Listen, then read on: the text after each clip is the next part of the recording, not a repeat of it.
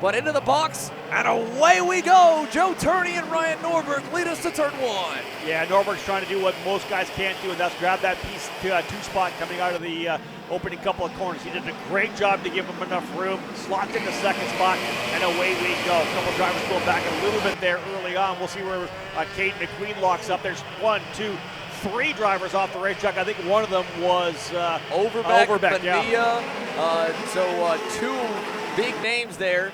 And that was deja vu for James Overbeck fans. This opening couple of corners at Orlando. It's a little bit different than a lot of the starts that we have at any of the tracks. And like Norberg, he has his own academy here where he does a lot of coaching, so he knows this track inside and out. Oh, Norberg going to make a bid for the lead, and he'll go to the inside. Garrison wants to come with him, and there's a wise move for Turney. Let's both go through. I've already lost enough. You got to work with me here. It is a 3-driver breakaway. Garrison's going to go to the bottom of the racetrack. Book it. Garrison goes to the lead. A little further back. Great job for Austin to go to P1. Paulie Massimino had just recently gotten into 4th, and now he crosses the line back in 6th, fighting with Gassiet Lee here. Check it out. Gassiet Lee to the inside of Lloyd. How about Jacob Kolar up and in the mix there on the Vice Racing machine?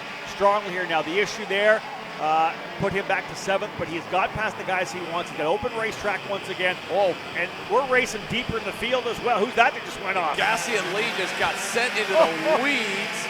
Look at all the dust blowing across from Gassiet Lee going off on the opposite side of the racetrack. And again, all that, not only does it get on the racetrack dirty the tires and like multiple big-name drivers with engine failures on Friday. Joe Turney blew up in happy hour. Paulie Massimino, 2 motor failures. Norberg was good through the day. He's able to keep that confidence going now as he takes the fight to Garrison. Side by side for the lead to the S's. Garrison's wide. Norberg is wide. Contact for the 2, and Joe Turney gets the lead. There you go. We talk about Joe Turney, how he shows so much poise out there. This kind of lets things happen as the race develops.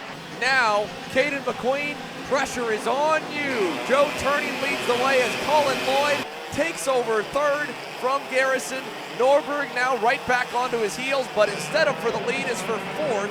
And the 2 Brits have a bit of a breakaway as they ride through the S's. Shout out to Colin Lloyd leading the train up there, right? There's a big move to the inside there on Norberg. Was that Kolar? Yes. Yeah, Kolar making a move to the inside of Ryan Norberg. That doesn't happen a lot. Jacob Kolar has really stepped things up over the last year and a half to be a driver I'd like to see run a lot more national events, but this kid is up on the wheel. And here's your first pass for the lead from Caden McQueen to the inside. Book it. He is through. The energy goes to P1. Is he close enough for a diver here at the halfway mark? Not in turn 1, maybe in turn number 5. Keep your eye on the lead group here. He got a great launch there through turn 2, over to turn 5, into the corner. Turney's gonna go back to the lead as he could feel the heat coming. McQueen to the outside. Lloyd, nowhere to go, he'll cover low.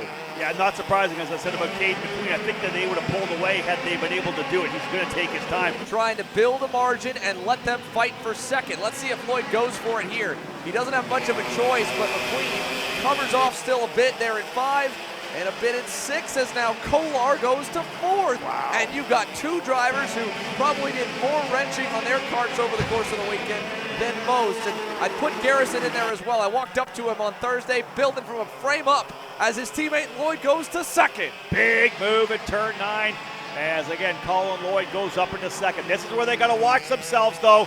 They're going to let Joe Turney pull away. Kolar, of course, on to the correction.